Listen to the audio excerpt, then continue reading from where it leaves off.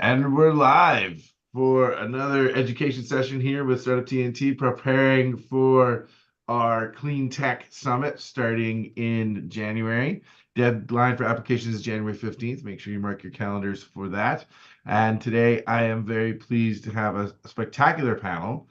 And kicking off today's education, we have the amazing David Yiptong from Foresight, our lead organizing partner for the summit. He's been working in technology development, personalization, and community engagement for many years. Was working over at Platform Calgary before this. Now at Foresight, running the operations in Calgary and Alberta.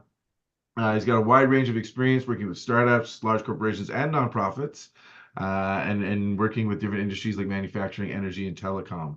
So we're very excited to have his experience today and to give us a short presentation here to kick us off on what makes a great pitch, the art and science of a great pitch. So with that, I will pass it over to David.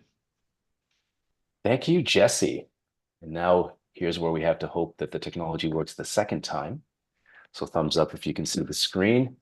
So thanks, everyone. I've got 15 minutes. I'm going to run you through some of the key points about pitching. And this can apply not only when you're in the Startup TNT program, but it can kind of apply when you're in any sort of pitching scenario. And that's really what I want everyone to sort of take from this, is that really pitching is a communication exercise, and it's something you got to practice. And that's why there's an art to it and there's a science to it. So going from there, I want you to think about that whenever you're pitching, whenever you're presenting, it's really about getting a message across, right? You're trying to convey something about your company, about why it's interesting, why the person you're talking to should be interested in what you're presenting. A lot of us will focus a lot on the science part of it, which is what are the slides, what are the content, what's the delivery method, and we overemphasize our preparation on that. And what we forget is that it's still you talking to a bunch of people. So there's an art component to this. There's messaging, there's story. There's actually a bit of a performance, especially if you're in a situation where you're going to be on a stage. So as an example, when you're at the TNT finals, you'll be in person on a stage. So how does that come across? So that's always something to think about when you're preparing. In terms of the science, what we have here are 12 sort of key questions. If you look up any sort of investor pitch deck online, you'll basically see the same basic outline.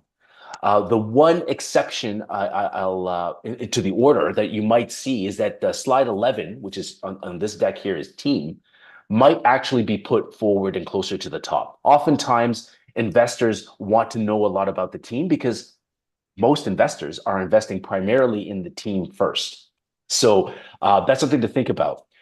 So these 12 questions are, if you look at them, they're really a summary of your entire business. But like I did mention before, the order is actually really important. Something else I want you to think about is that imagine that you had these 12 key questions and you really had only 10 minutes to pitch. That means you've only got 50 seconds per slide. So you've got to think about sort of the timing and the level of detail you're going into. One of the things to think about when you're pitching is that pitching is very rarely to get a decision right away. Pitching is more often than not about getting the next conversation, right? So a lot of times entrepreneurs feel that I've got to sort of be able to dump all the details of my company in this 10 minutes and on these 12 slides, when really, no, it's about giving them enough information that they want to talk to you again. That's something to keep in mind. Why I mentioned that the order is super important is that the art of the 12 questions is that it's how it approaches the person. And what you want to think about is hearts, minds, and wallets. More often than not, when we approach someone, we go in the opposite direction. Hey, I need money. Well, why? And then their question to us is, well, why do you need money? Well, I'm building this really, really cool technology that does this, that does this and has all these benefits. Well, why is that cool and interesting? Well, here's the impact it has. We tend to go in a reverse order. When you go into a pitch and you focus on hearts, minds, and wallets as the order, you're basically getting someone's interest. You're getting them bought into why they should be listening. You're rationalizing why it should be interesting to them. And then the next logical step is, oh, we can make money on this, or there's a business investment that can be made here. So the order is actually really, really important to this. So what I'll do over the next 3 slides is just really touch on some of the major pieces. When you're talking about hearts, this is the start of your presentation. Your introduction is actually super important. You have to remember that when you're talking, you've probably got about 15 seconds to grab someone's attention, but you could also lose their attention in that 15 seconds. So really, why should they be listening to you? And what I encourage everyone to think about is your introduction is kind of like the executive summary of your pitch. You can lead with your strengths. If you've got traction, you should be mentioning it in your introduction that you've got traction. Don't bury the lead. Don't keep that great piece of information only to the end. Make sure you hint to them that, hey, we'll be telling you about the traction that we've gotten later on, right? You want to grab them so that they're interested. Another key thing to think about here, when you talk about problem and solution, you notice here in the bullets here, this is not about your technology. This is the problem and solution from a value perspective for your customer. Why is this valuable for your customer to solve? Are you solving a pain? A pain is like a headache. You know when you've got it, you're going to reach for the Tylenol. And if the Tylenols work, you can tell the person the Tylenol worked, the pain is gone. If I take vitamin C every morning, how do I know that it's worked? So in the same way, you want to know from your customer, you want to be able to tell a story about how you know your customer knows that this is a problem and they can tell you when it's fixed. And it's key that you don't focus too much on technology because this is really about the business. Why is this valuable to your customer's business? Something else, when you get to minds, this is where you start talking about what you're doing. You're rationalizing to them why this is a good idea and how you are doing something differently. A big thing to keep in mind here is competition. If you Google top 10 things not to say to an investor, one of the things will always be that we have no competition. Any entrepreneur who says they have no competition has not done their homework and has also ignored the fact that status quo is your biggest competitor. Your customer doing absolutely nothing to solve the problem is your biggest competition. So how can you show that you can get them off that hump, over the hump, and actually get them to adopt? So when you start talking about differentiators, this is where your technology can come in. What are you doing that's unique? How are you unique to what's available to your customers right now? And in this area here, it really shows that, of the 4 bullets that we're talking about here, maybe one of them talks about technology and the other 3 are really talking about the business landscape. Do you know your market? Do you have a model? So for those of you that are really developing a technology-based solution, you really want to have a good business story and really fill out your understanding of the market, your customer, and why this is valuable, even though your company might be heavily based on the development of this technology. So that's something to think about. When you get to wallets, this is the money part, right? This is the milestone. This is explain to someone, hey, this can actually work. Here's what I need from you. Here's what I need, and here's where we've come from. Here's what we've accomplished, and here's where we're going to go. And when you think about your accomplishments, don't just think about activities, but think about real business accomplishments. A lot of times, people will focus on just their technological accomplishments, which can be important, but is not everything. I've actually seen presentations where people say, hey, our accomplishments. Well, on this date, we incorporated. That's not really a true business accomplishment. Tell us about the traction you've got. Tell us about the meetings you have. Where have you received samples from your customer? Where's your customer started actually working with you? Those are things you want to be able to focus on.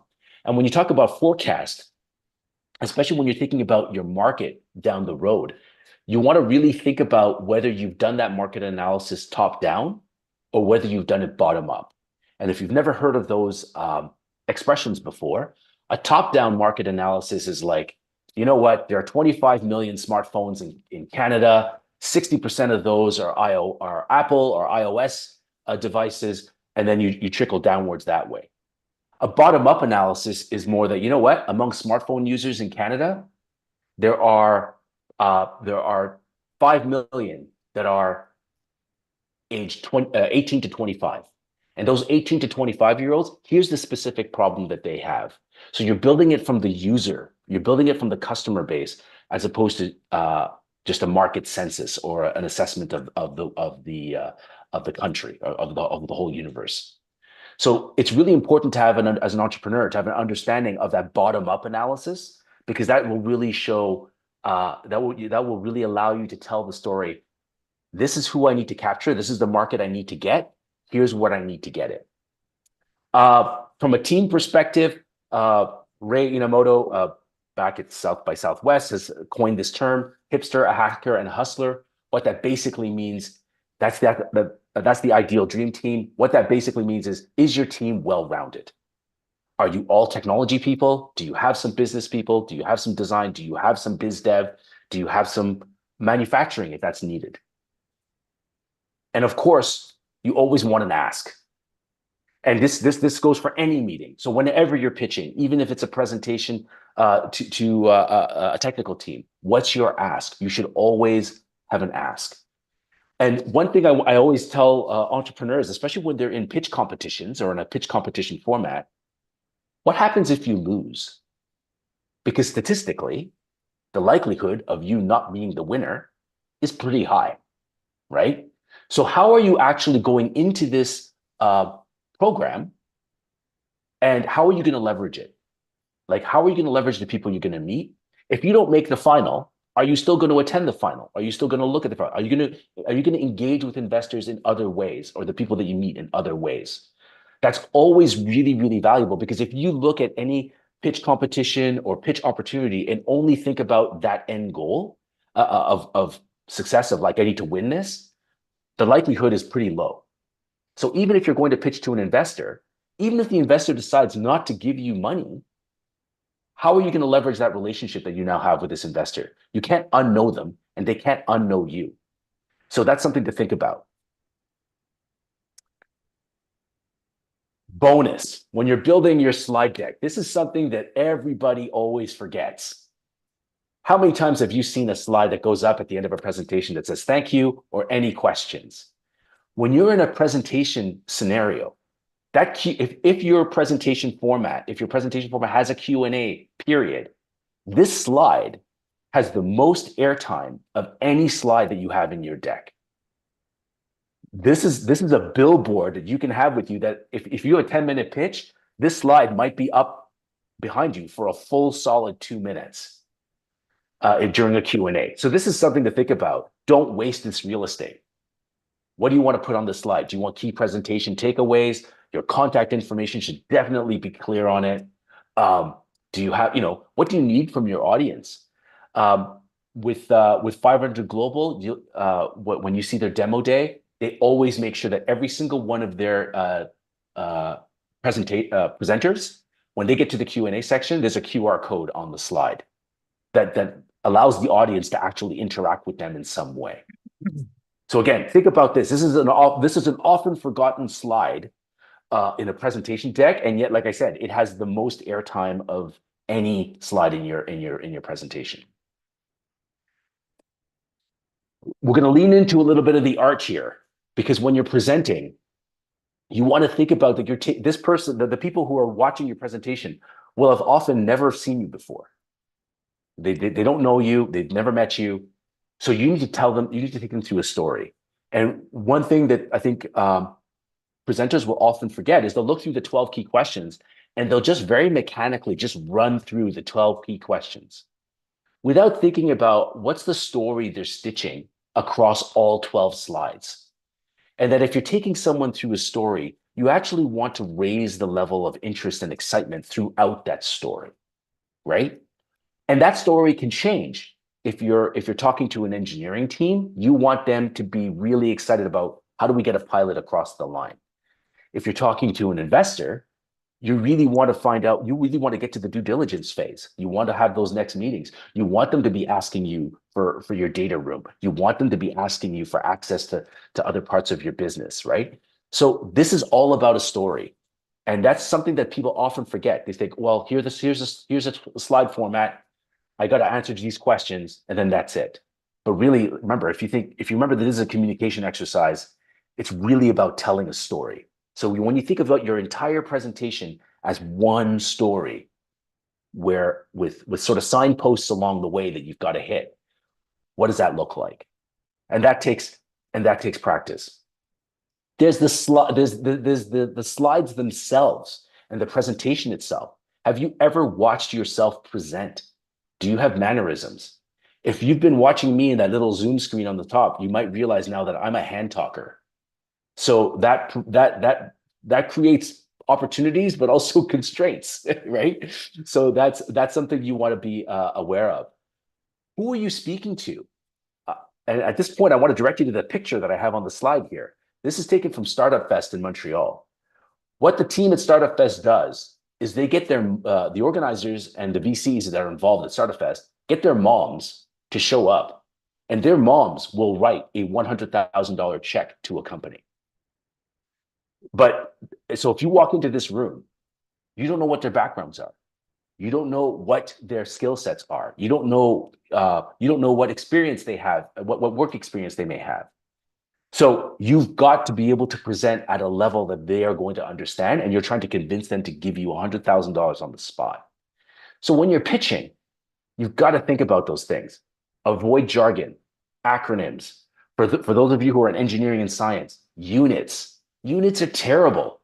Nobody can understand, how many milligrams per liter that is. You know what? So what? So what you're always trying to remember, it's about communicating the value of what you're doing. If you're still struggling with that, I always encourage people to think about, imagine it's career day in a grade 6 class. How would you explain what you do in your startup, in your company, to a grade 6 class, right? And the people who have deeper knowledge, they'll ask you more questions, right? They'll ask you the questions when it's time. But when you're presenting, if you get into too much technical detail, you'll lose people. Also, when you're thinking about slide formats, think about like how much stuff you put on the slide. Remember, most of your slides will only be up for about 50 seconds. And I actually designed this slide on purpose to be an example of a poorly designed slide. Because for those of you who read down to the bullet, that's the joke in there. If you read to that, then you weren't listening to me. You were busy reading the slide. And you don't want someone to be reading your slide. You want someone to be listening to you. The slide should really just be the highlights that they're picking up, right? So think about that. No more than 1 to 3 key messages on the slide. You would prefer white space and pictures over text, and especially over tables or graphs. Graphs can be difficult if the audience has to sort of look at the graphs, understand the axis really quickly, and try to interpret what the graph is telling them. So if you have to walk your audience through your slide, the slide is too complicated. You can simplify it. More art. If you're presenting online, which a lot of you will be, especially during the early rounds, there's things to think about. Do you have a background? Lighting? Is your camera well positioned? Even though we lived through 2.5 years of the pandemic and on Zoom, there's still a lot of situations where laptops are on a desk and we're getting the up the nose camera angle, right? So you don't want that. Have you taken the time just to stack your laptop on a bunch of books? Something I think everyone should try is actually recording yourself presenting and listening and then watching the video again. It's painful, but listen to the audio as well. Because what I always encourage people to buy a set of these and not speak into your laptop. Your microphone and your speakers on your laptop are very close together. So your laptop will naturally already has feedback mitigation algorithm in it. And when you're speaking into that mic, if there are sounds that come out of your laptop, your microphone will cut off. So just by getting, honestly, a set of cheap earbuds that plug in with a mic on the side eliminates that problem. So your audio doesn't become choppy. So again, it's worth presenting recording yourself and seeing how it goes. Also, have you disabled notifications, right? Did you turn Slack off? Did you turn all these things off? If you're presenting from home, do you have a furry friend that could come in and surprise you? Do you have a child that'll come in and surprise you? You want to sort of prepare for those situations, right? When you're in person, something to always think about is, have you been on the stage? When we were at the Amy building in Edmonton for the Cleantech Summit back in Edmonton in March of this year, I actually went to all the teams and that I knew and said, just go and stand on the stage.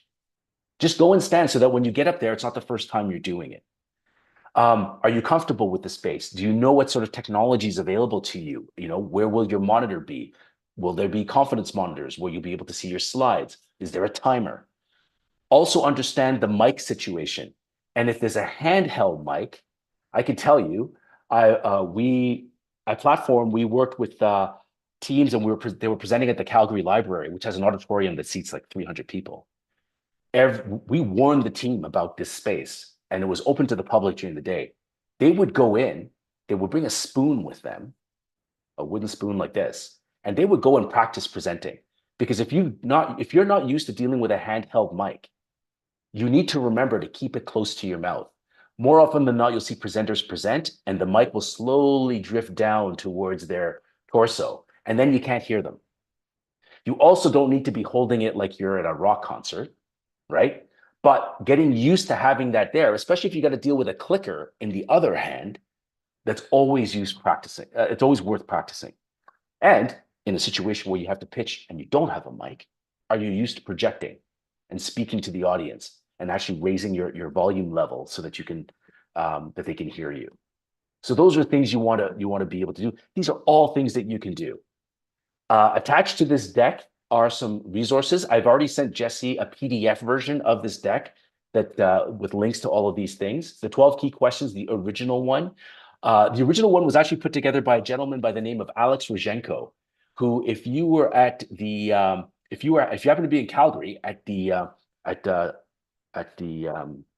launch party, every year Start Alberta gives out the Alex Rozhenko Pitch Award, because that was his legacy, was the sort of 12 key questions format. So there's a couple of resources you can access here. So things I want you to remember: pitching is all about communication. It's all about connecting with the audience. You connect with them by telling a story, and don't forget, you should always be leading from the position of strength. Your glass is half full. Don't tell them a story that's glass half empty. Nobody wants to hear that. And if you didn't take the hint from the slide, you can fix a lot of stuff by practice. All right. And hopefully, Jesse, I'm in within my 15 minutes. Yeah, we're great. Thank you so much. So many fantastic tips and tricks there. Lots to take away. Definitely gonna have to look through that deck, watch that recording again after the fact. But now we've got a great conversation to have here with a couple of other guests. One of our previous Cleantech Summit winners won the inaugural Cleantech Summit back in 2021. ZS2 Technologies. We have the founder and CEO, Scott Jenkins, here with us. They're doing some incredible work in the construction industry, changing the whole industry, making it more environmentally friendly. And Scott is very passionate about it. He's been building companies in this sector for 20 years, and we're pleased to have him here joining us today. How you doing, Scott? Doing great. Thanks, Jesse. Thanks for having us, and great job, David. That was bang on. Awesome. Yeah, loving those posters behind you there. Curiosity, collaboration, those are all great things to have in a startup. And we got Brian Trudell, who's an accomplished capital markets professional, 20 years on Bay Street, including becoming the executive director of one of Canada's largest banks. He now works as a co-founder of Avatar Innovations, which is Canada's first and only corporate venture studio focused on industrial decarbonization. And they've been a key partner of ours on the Cleantech Summit over the last few years. And we're very happy to have Brian here today to give us the investor's perspective. How you doing, Brian? Very well. Thank you, sir. Awesome.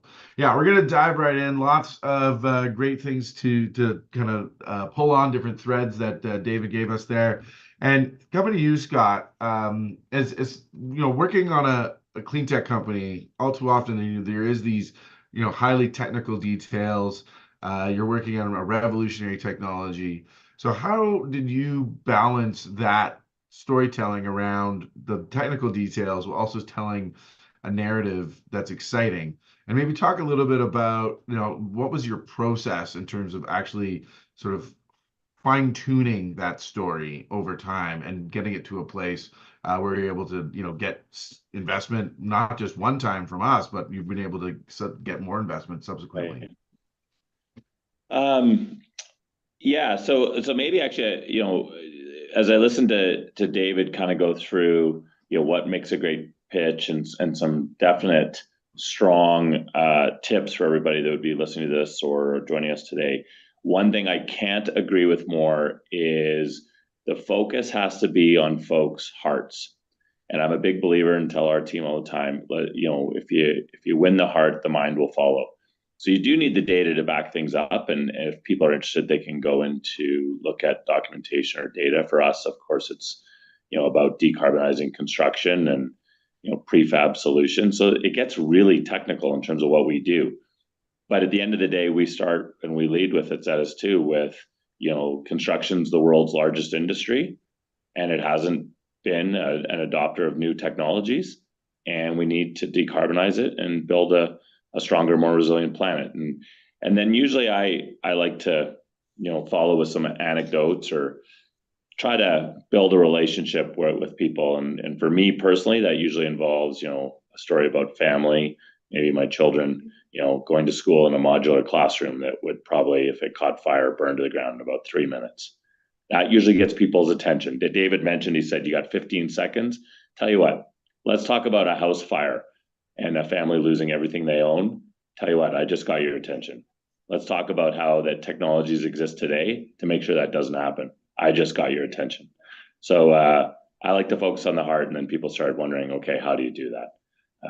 So then that can lead to maybe a little more statistics or information. Now, I will disagree with David on one thing. I think there's one great graph to think about for presentations, and that's revenue growth. So we'll talk about that in a little bit. But if you can show some revenue growth, that also gets investors' attention. So maybe we'll leave that there. Absolutely. Yeah. And speaking of investors' attention, there's some great points there, Scott. We'll definitely keep diving in. Going over to Brian, from your perspective as an investor in a clean tech company, right?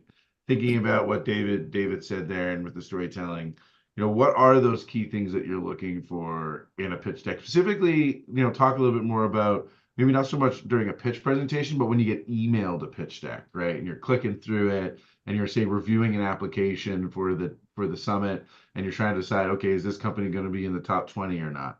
Because a lot of these folks here today are going to be thinking about applying for the summit and preparing that deck. What are those key elements that you're looking for there? You bet. Thanks, Jesse. So I don't want to be too repetitive. I think David did do an excellent job of outlining many of the key points. And as you can see, there's like 50 of them, right? And as soon as you miss on one of them, you're sort of like you're off the list, right? And never forget that investors are always looking for the no. I don't know if David mentioned that, but just they're constantly solicited, and they're looking for the first reason to knock you off the pile.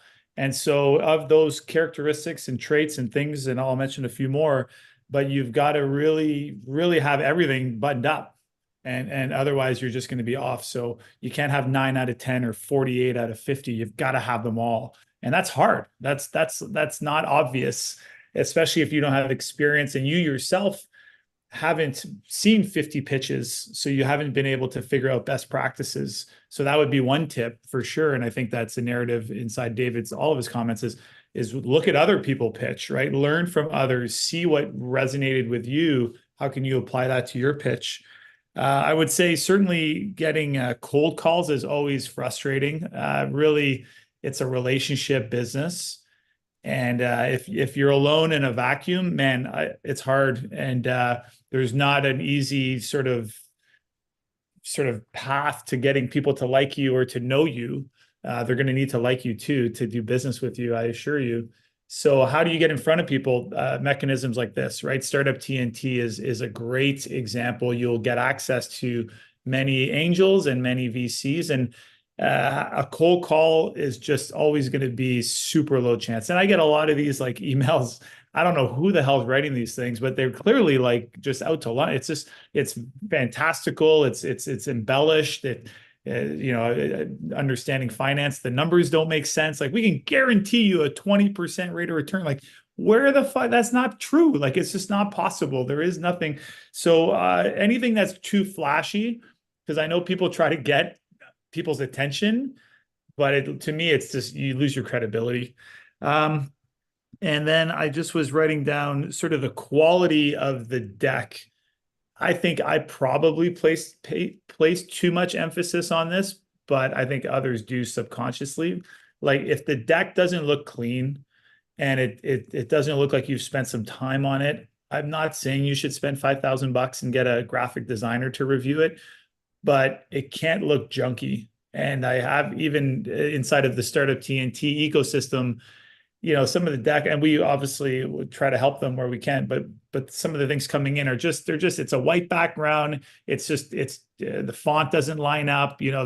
If you look sloppy in a pitch deck, which is something that we all learned when we're sort of 15 years old, like, if you can't do a pitch deck that's reasonable. And on my team, I'm not bragging that I'm good. I have actually, I don't know if Blaine's still on, but I go to my friends and our colleagues who are better. Find somebody in your ecosystem. Maybe you have a nephew or a niece who understands how to do a deck, and you put the content and say, hey, can you like clean this up? And now with AI, I mean, shit, there's no excuse. Surface swearing. You really can't not have a proper deck.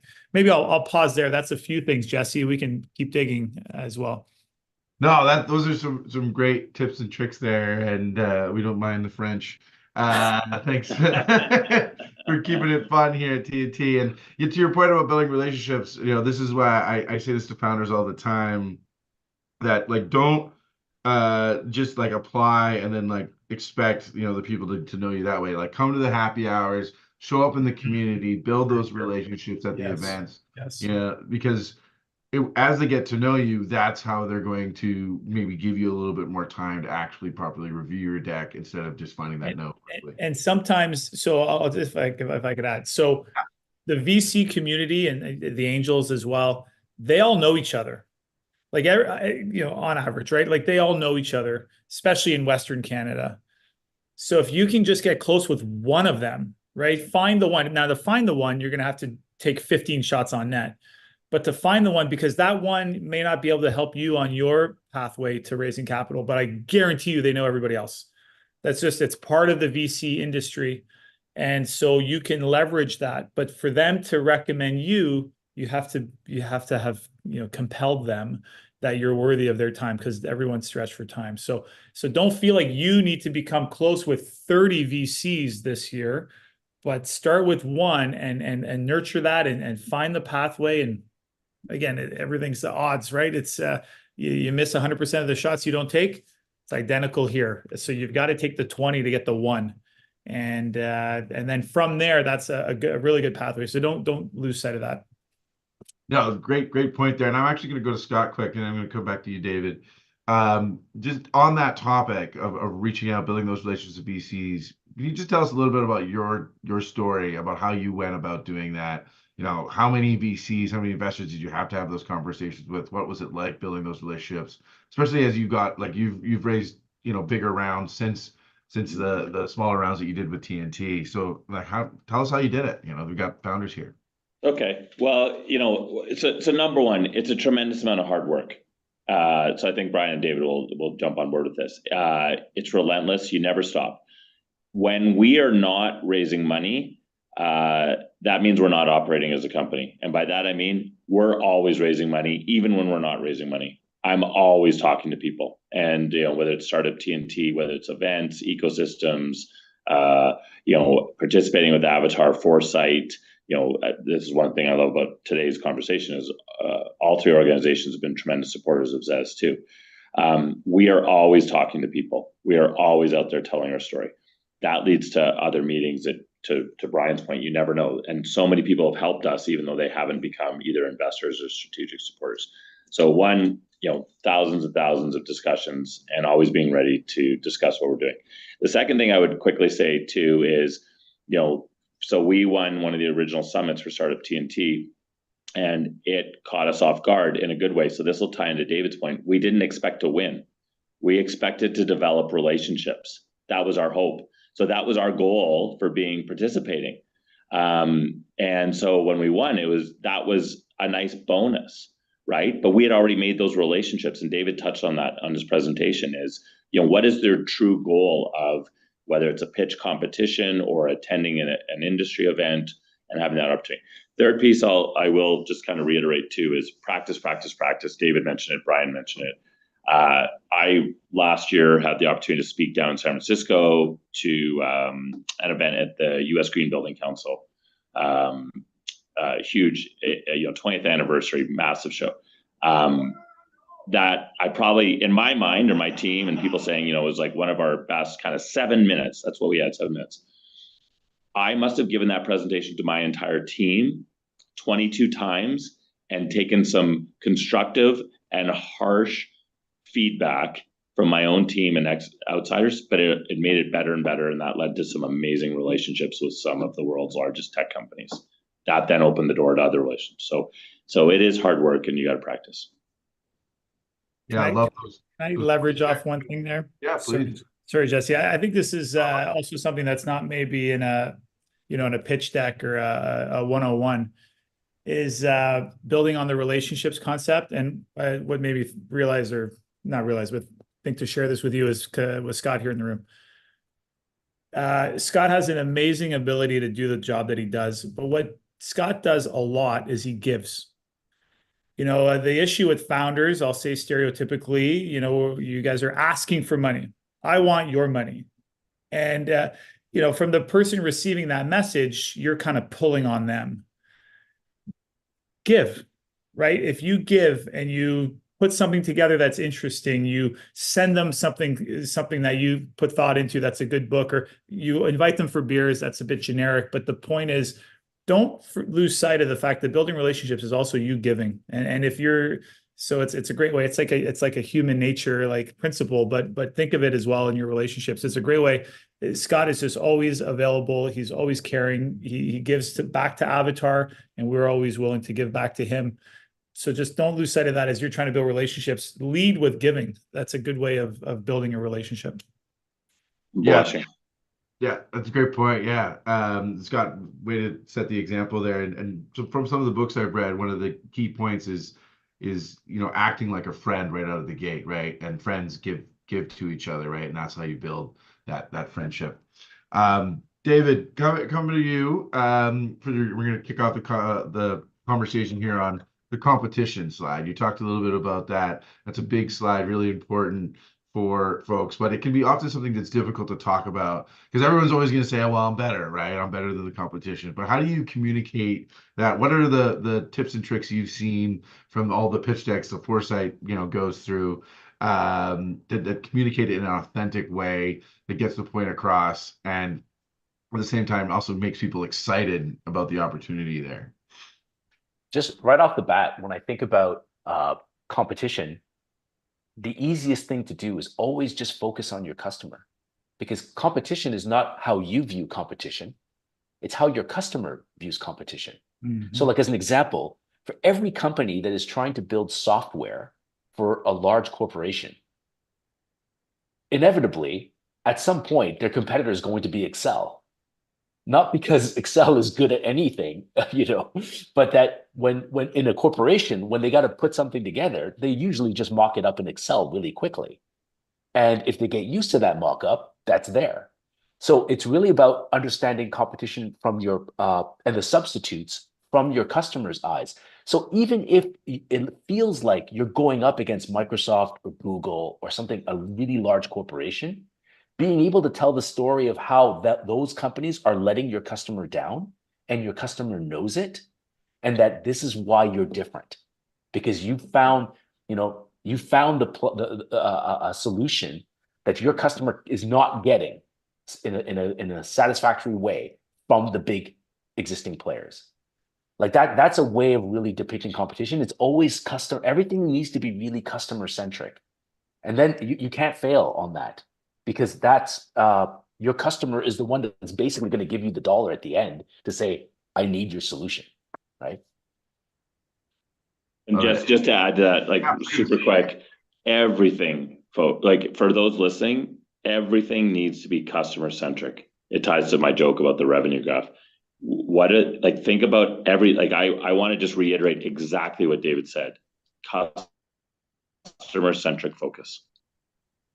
Yeah, absolutely. They say that all too often about the most successful founders. They're just absolutely obsessed with their customer. Thinking about that, you mentioned forecast there, Scott, and I'm actually going to start with Brian, and then we'll come to you, Scott, and David for comments. So there's often a joke in the venture capital and investor world that all forecasts are wrong, right? Everyone's always up and to the right.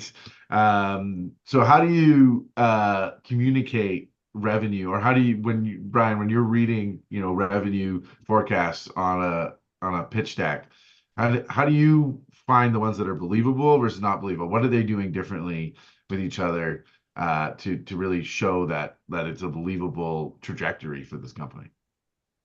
Yeah, it's exactly true. And I've joked with our groups as well, like, don't spend too much time slicing up that Excel sheet everything's going to go up and to the right. So like you got to have, obviously, you've got to build a strong case for the underlying notions that you've used to build that model. So what are your assumptions? We market size, opportunity size, client size, geographic size. It's like somewhat like a management consulting 101. They say how many sewers, how many manholes are there in Manhattan? Well, getting to the exact number is somewhat irrelevant, but what was your thinking to get to that number? That's what I want to see if I'm evaluating you as a potential entrepreneur and a CEO of a company. What was your thinking and how did you derive that answer? The answer is irrelevant. It's going to be up and to the right. So you have to be able to defend the assumptions and the estimates that went into the spreadsheet. And I'm going to be interested in how you got those numbers. And so you better be able to defend them and explain them intelligently. And because it is a guess. I mean, there is some macro, there's data, right? There's obviously data, and a lot of it is expensive and hard to get. So as startups, you don't have access to go and pay Bloomberg and all these think tanks for all these reports. You don't work with McKinsey one-on-one, right? You don't get, but a lot of this stuff does get published, and obviously the government puts out a lot of stuff, but be knowledgeable about how you got to building that forecast. I'll leave time for the others. Yeah, Scott, did you want to add something there? And not just forecast, but talking about revenue traction and growth in general. Yeah. So there's two. Well, I'll defer. I wanted to make a comment ahead of today's, just for the entrepreneurs and the folks building businesses, about something that I think a lot of our investors has resonated with our investors here in a second. That's about revenue, profitability, cash. So I'll defer that for a sec. But let me give a bit of a total gratuitous plug for Zetas2 and our business model, because this seems to resonate with all of the investors that we've been speaking with and have spoken with. And we quickly get to, in our deck, here's the way of the world now. Here's the way it could be, right? Here's the problems we're solving. That's great. But here's how we're going to sell and generate revenue. And so what I talk about is I turn it into an anecdote, and David talked about it a little, is I talk about that at Zetas2 currently, we have 100 people in the United States and Canada selling Zetas2. They're going for lunch today. They're having beers. It still works, Brian. Going for beers is still a great thing. And I know you and I will catch up for beers soon. They're building those relationships. But of those 100 people, I have 5 on my payroll, because I sell through a manufacturer's rep or a distribution model. And we call them tech partners. So they're branded as Zetas2 partners. So it's a bit of a, that's my business model, but that seems to resonate that, okay, how are you going to get in front of people? It's similar to investors, thousands of presentations. How am I going to get, but David and I were talking about customers. all I care about, I tell this to investors, by the way. I'm like, look, I hope our presentation today was very interesting for you. You'll take a look at it. But more importantly, and I end this way, and it's kind of cheeky, I'm like, look, you probably know a construction project that's going to go ahead. Someone who's building a home, a multiplex. What I'd actually more appreciate, if you don't mind, you send us a reference so I can present to them and show them how they're going to build a better building. And I think it ingratiates that all I care about is top line. Now, I'll kind of revert back to the second comment I wanted to make, and I'm sorry, this is a bit of a long-winded answer. I think too often startup companies, entrepreneurs, scale up, they forget about profitability. They need to have some financial literacy and understand, I'm going to grow revenue up and to the right, but as I do that, I'm going to demonstrate scale. Here's my gross margins. Here's my target. Here's how I'm going to get there. Here's my profit margins. Here's my EBITDA, adjusted EBITDA. And where I always finish up with is I start telling people, I said, look, at the end of the day, we've been very fortunate to get some government grants because of our technology. I say, that's just as important. Some investors look at me a little weird, like, well, we don't care about grants. And I will look them right now. I say, well, I do, because it's cash. We run ZS2 like a corner store. I care about more cash going in that till than leaving. And we look at that every day. And I think, so hopefully anybody who's listening, like, you also got to know the numbers of your business and why you're going to make money. Yeah, absolutely. That's a key component. All too often, we talk to founders who don't have any sort of financial literacy or acumen, and they get themselves into trouble a lot. Not even if they do get the money, right? They can get themselves into trouble because now they're not being able to properly think ahead and think about milestones, which is kind of where I wanted to go to next, David.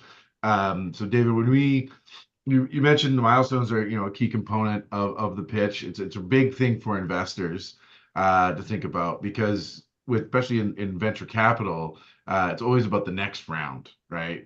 To Scott's point earlier, we're always raising. So how do you help a company determine what those milestones are, and therefore come up with an ask for the amount of money they need now in order to actually be able to achieve those milestones on a realistic timeline? I might sound like a broken record, but it tends to, again, focus on the customer, because it's all about creating value. So a lot of times, as an example with the milestones, and I've seen this on many slides where it's like, okay, if you give us $250,000, here's the pie chart of how I'm going to break up the 250. And, a big chunk of it's in R&D, a big chunk of it's in marketing and sales and whatever, right? Pretty, very generic. As opposed to telling the story about, with $250,000, here's where we're going to go. We're going to complete this pilot. We're going to get validation. Like, telling a story about how it moves your business forward, and for your business to move forward, it means getting closer to a customer, right? It means getting closer to a paying customer, to a scenario where you've got a commercial transaction happening, right? And for some technologies, admittedly, there's a long development cycle, right? So there are other ways of sort of painting that level of commitment. I always tell entrepreneurs, like, there's three types of commitment you can get from someone: time, reputation, and money, right? Ideally, you want the money, but you may not be able to get there right away for whatever reason. So how are you getting traction with your customer through their time, because they've committed time to you? And how can you show that? Or that they're committing their reputation to you. They're actually signing up, they're referring you, they're doing things like that. I like Scott's comment about getting the referral. The referral is a huge sort of testimonial and sign of commitment.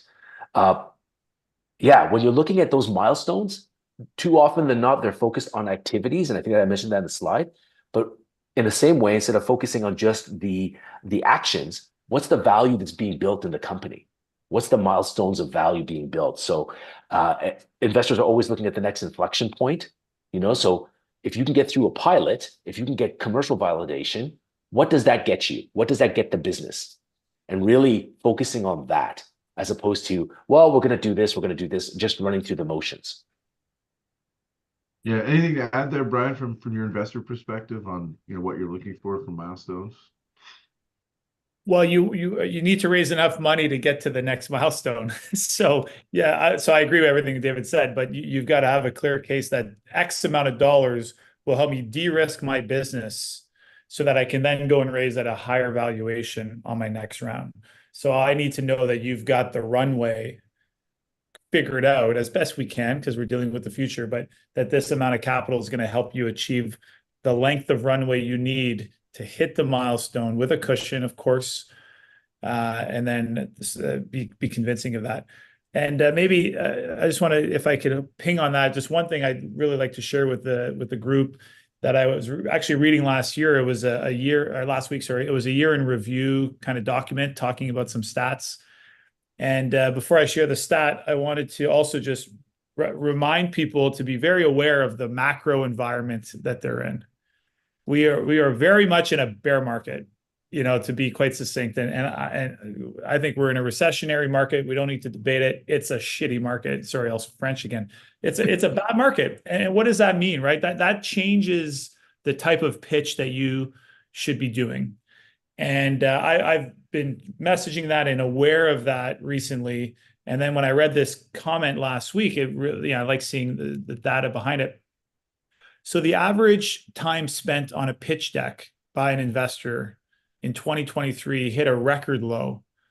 And since we don't have too much time, I'll share. But if we talked about this 10-minute pitch or the 15 slides or 10, whatever, how many slides you want to do, the average time spent on a pitch deck by an investor in 2023 was 1 minute and 56 seconds. So you want to talk about being succinct and getting to the point, you got to be really good at storytelling, because you don't have a lot of time. And as founders, and I work with a lot of them, like they're so in love with their product, and it's like everyone needs to know about it. And Scott's done a great job of showing you how you can reframe your story really succinctly. You got to relate to people, but don't forget that the amount of time that's actually going to be spent is 1 minute and 56 on average. It was 2 minutes and 25 seconds last year. So it's not a lot. But the point of the additional point to that is the feedback that they had in this report, which resonated with me, is what needs to be moved up in the pitch deck is the why now. Their analysis came back with saying, because we're in and this is now my overlay, because we're in a really tough market and because the capital is tight, they're going to take less shots on net, right? There's a lower velocity of capital out in the marketplace, meaning there's less people closing deals that then have money to go into a new deal. Everything's kind of gridlocked.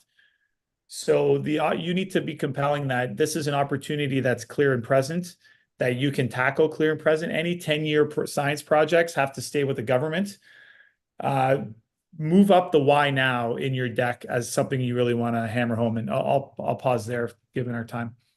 No, that's a great point. To leave us on there. Just cognizant of the time, a couple minutes left. Maybe just Scott, final word. Anything else that you wanted to add to leave these founders with?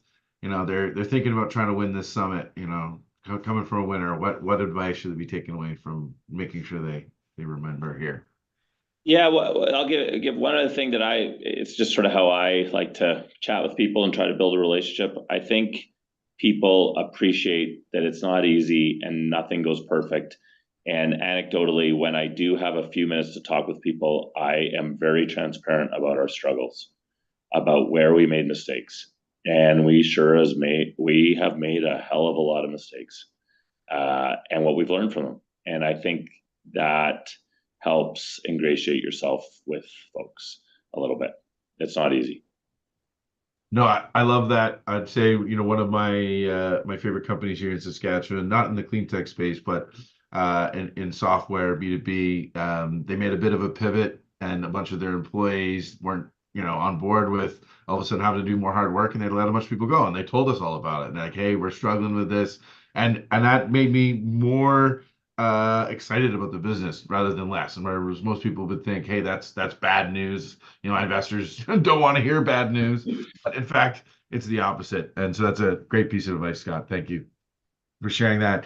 And with that, we've hit the 1 hour mark. And I want to thank so much Scott Jenkins, Brian Trudell, and David Yiptung for joining us today. And thanks to Foresight for being the organizing partner here of the Cleantech Summit. We're super excited. So yeah, thank you so much for all your contributions. Big round of applause for them. Gonna love the clap there at the bottom. And yeah, just don't forget, deadline for applications is January 15th. It'll come up quick after the holiday break. But enjoy your holidays. Work on those pitch decks, pitch them to your family at family Christmas. Do what you got to do to work on that, and hopefully we'll